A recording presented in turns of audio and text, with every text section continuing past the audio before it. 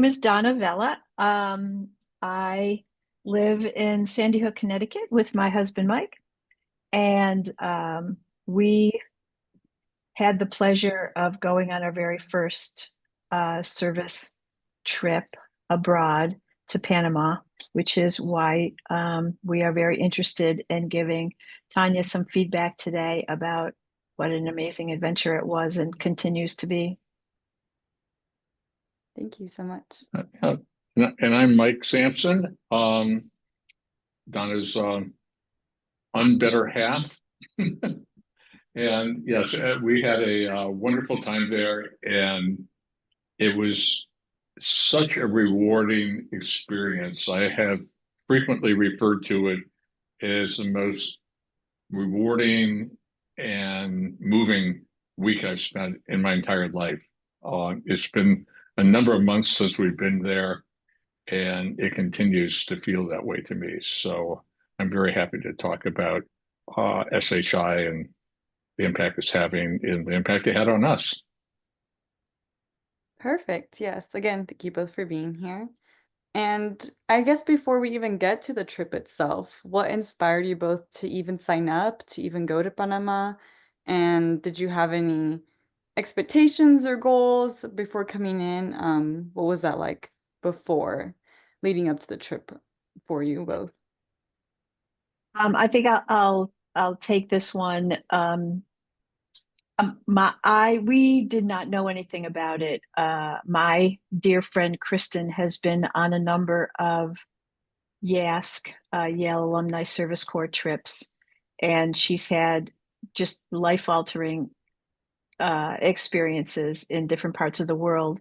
And when this one came by, because I have some experience in land trust and a deep connection to the earth, she thought instantly of asking me to come along with her. So when she asked me, I didn't hesitate. I didn't look at the calendar, didn't talk to Mike. I just said, I'm in. And then when I came flying down the stairs, Mike was sad that he wasn't invited. So we went ahead and invited him to come too. And I guess second part of the question being, what kind of expectations did we have? I will say that we had none, because it was our first time and we didn't know really what to expect. And all the questions that I had for my friend Kristen, she didn't really know the answer either, because it was the first time that the Yale Alumni Service Corps had partnered with Sustainable Harvest. So there was a lot of new territory to explore for all three of us. Yeah, the only thing I would add to that, I guess, is that we did spend a reasonable amount of time sort of looking at the SHI website and understanding what Sustainable Harvest was all about. And in the mission of the organization certainly speaks to both of us. We are both very much in tune with the outdoors, as you might tell from our screensavers. When we spend as much time outside as we can. We are pretty concerned about climate change, about sustainability, about the type and families that are not in the same position that we are. So all those things, those areas that SHI touches, are things that are important to us. And so moving forward to actually being there, actually experiencing the trip and our programs, what was that like for you all? Did you learn anything about what we do, or maybe a story that really stuck out to you? Just anything that you feel like Yeah, sure. Yes. So we were broadly in two sets of activities. One set of activities was with the smallholder farmers, working actually on a farm, seeing SHI at work, I suppose, We were digging post holes, we were composting, we were planting trees, we were doing all kinds of things depending on where the particular family was in the process of working with SHI. The other thing that we did was we worked in the community, specifically at one of the local schools, uh, putting a greenhouse up, painting some of the buildings, building a platform where they have some outdoor activities, and getting to know some of the children and the families. So we got to work with the families as well as the farmers, on their own land. So I think the combination of those things to me were really important. We certainly learned a lot about the process that SHI uses, the model that SHI uses, and probably more importantly, we got to see very firsthand the impact and the absolute joy on the faces of the families and everything when they realized how many people wanted to help them. It was just unbelievable. My eyes well up to this day when I think about some of those people that we met. The two things, in addition to what Mike shared, which is all exactly the way I feel about it, is that productivity and graciousness were working hand in hand through in everything we did. One experience in particular is that when we were at one of these homes of the farmers, they were full of grace and gratitude for having these extra hands available to them for a week. And they were moving in such a way that, while being kind in opening their home to us, they were also aware that they had to do some staging so that we could be efficient and productive for the number of hours that we were there. And the seamless way that they were using their head and their hearts really spoke to me with a positive psychology background.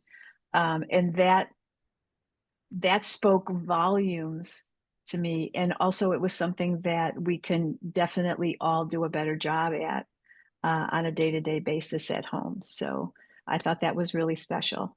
Yeah, well, I'll add what other thing, and I'm actually surprised, Donna, that you didn't mention this in terms of how those families use everything, and they reuse everything, and they reuse everything. We were helping one family build a walkway and fence, and the poles that we were using were being treated so they wouldn't rot in the wood. With that, Donna was doing this, actually used motor oil and a little piece of sponge, and just reusing that motor oil. And the steps we were building were tires that were no longer serviceable for vehicles, and in the concrete were mixed on the kitchen floor. And when we were done with the project, the kitchen floor was hosed off, so it was a kitchen floor once again. So it was just, it so put things in perspective, the abundance that we're blessed to live in, and how they live happy and productive and fruitful lives, with so much less. And it really makes you take stock of what we have, and maybe some of the other things we should be doing. That's a great lead up to another question, which is, how do you think you'll apply, if anything, the lessons you've learned from that trip to your daily life now? Maybe reusing is one, I don't know. I'm going to take this one. So I was saving the story that Mike just relayed for this particular moment because I think He's absolutely right. You know, the it's not we can't even call it upcycling, just the idea that things can be reused and can be functional in a number of different ways. Um, I don't mean this in a trite way, but upon coming home, we've always been very conscientious about composting and eating from the earth and eating nutritiously. But what I am finding is that I'm throwing away nothing. And even what we're composting is significantly less. And it is a result of the trip and the way that we processed what we saw and what we learned.